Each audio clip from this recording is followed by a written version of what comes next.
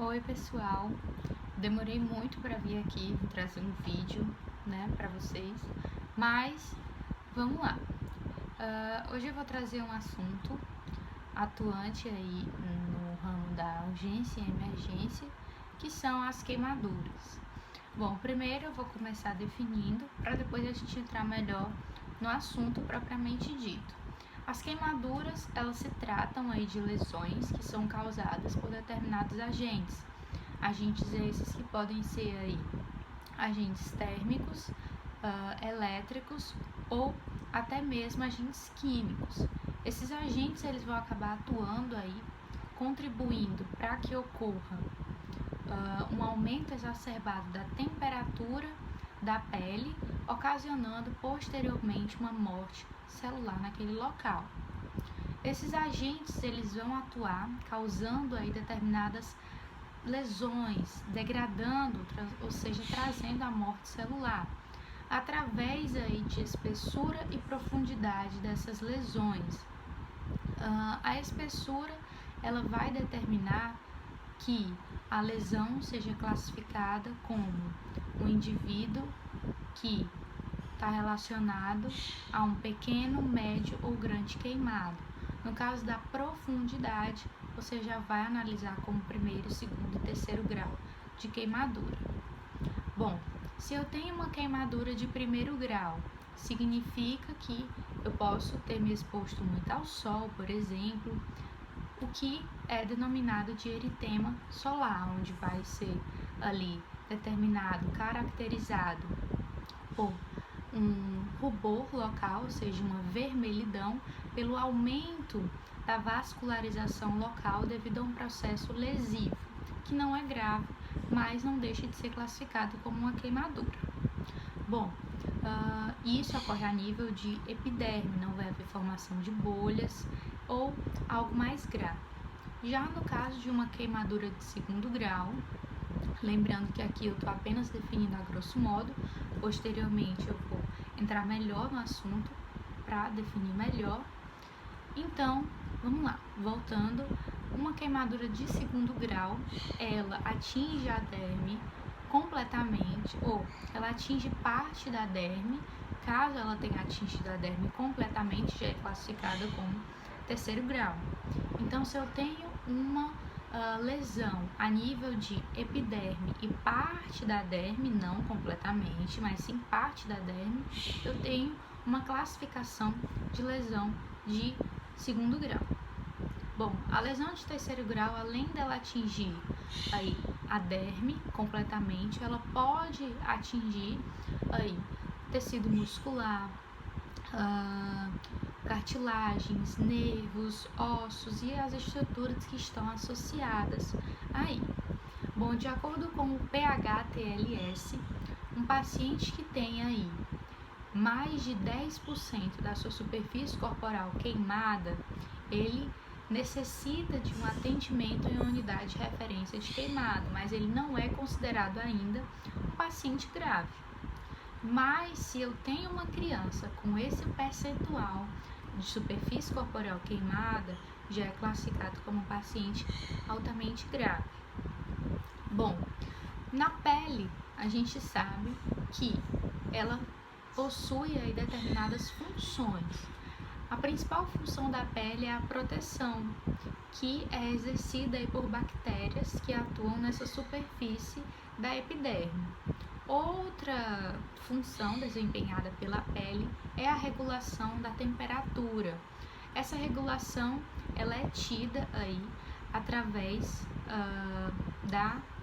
essa regulação, no caso, ela vai ocorrer por meio da transpiração.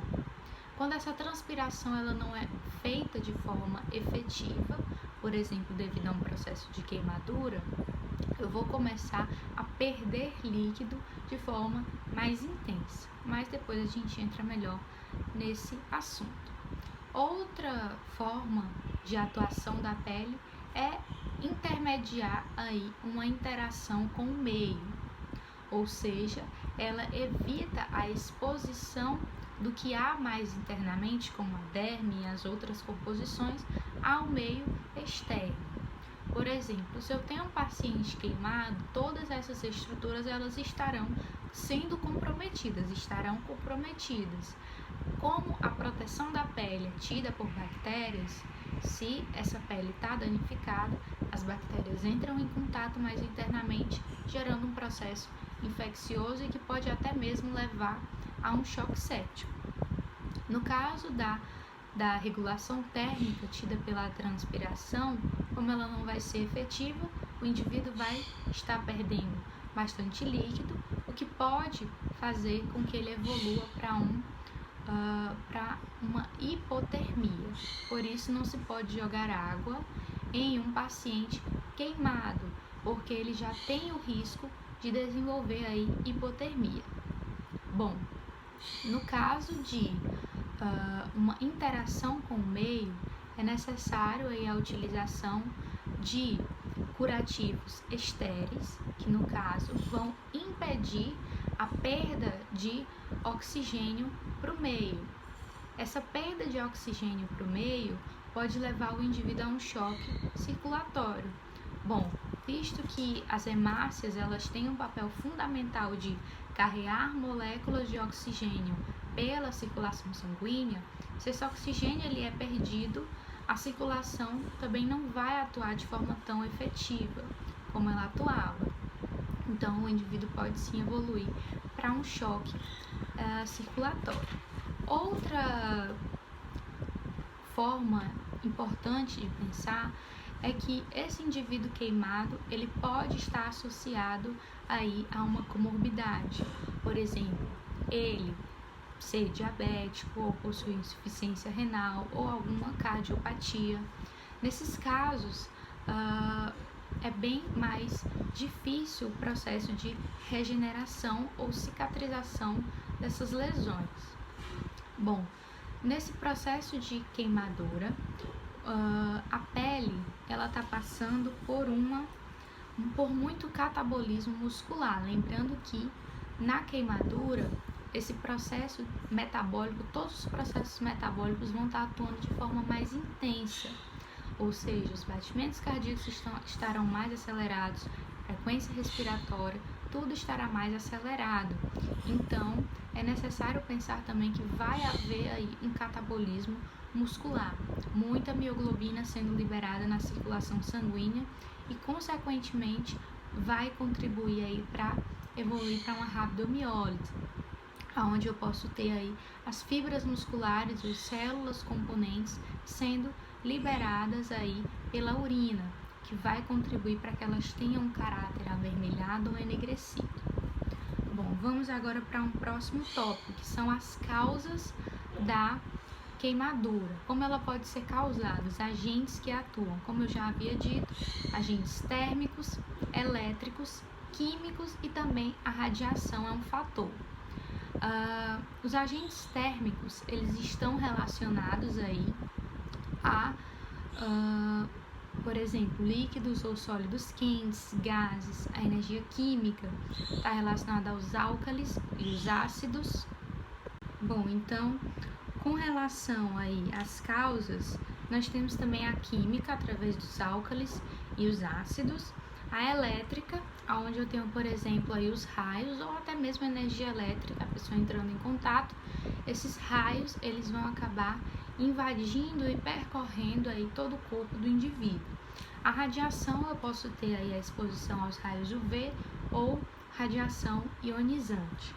Então, agora a gente vai para a profundidade da queimadura, ou seja, essas classificações, onde eu vou ter uma classificação de primeiro grau, onde eu tenho uma queimadura aí que é superficial porque ela atua apenas a nível de epiderme, não vai haver formação de bolhas.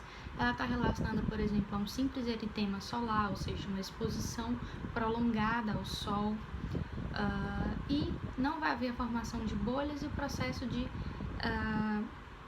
descamação vai ocorrer de 4 a 6 dias. Já no caso de uma queimadura de segundo grau, ela já não é mais de profundidade superficial, de espessura superficial. Ela já é de espessura parcial, superficial e profunda, ou seja, ela tem essa variação. porque ela já atua aí tanto a nível de epiderme quanto derme, ou seja, ela atinge a epiderme e parte da derme.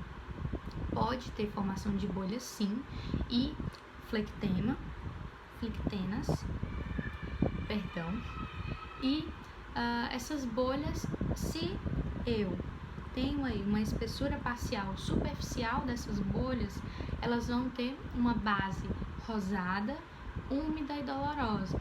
Se eu tenho uma espessura profunda, eu vou ter essa base esbranquiçada, ela vai ser indolor devido à sua profundidade.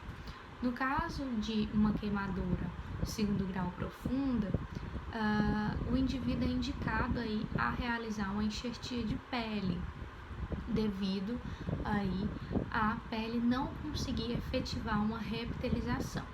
No caso de uma queimadura de terceiro grau, eu vou ter uma queimadura de espessura total, onde eu vou ter toda a derme desestabilizada devido ao processo da queimadura, e vai haver a formação de uma textura coriácea e também uma placa esbranquiçada ou enegrecida, e ela vai ser indolor. Indolor no caso da queimadura de terceiro grau propriamente dita, porque lateralmente a ela vai possuir queimaduras de segundo e de primeiro grau que são dolorosas. Bom, então no caso ela também vai necessitar de uma enxertia de pele, devido aí a pele não conseguir efetivar uma reepitelização por si só. Então ela necessita sim de uma enxertia.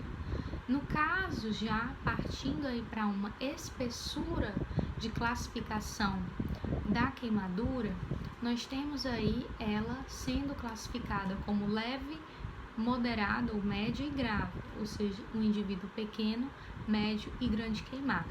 Se eu tenho um indivíduo classificado como pequeno queimado, eu tenho menos de 10% da superfície corporal dele lesada, ou seja, que foi queimada. Se eu tenho um paciente médio queimado, significa que eu tenho aí mais de 20%, ou seja, de 10 a 20% da superfície corporal desse paciente queimado. Então, já partindo aí para um grande queimado, eu vou ter um paciente caracterizado com mais de 20% da superfície corporal dele queimada, ou seja, que foi aí destruída.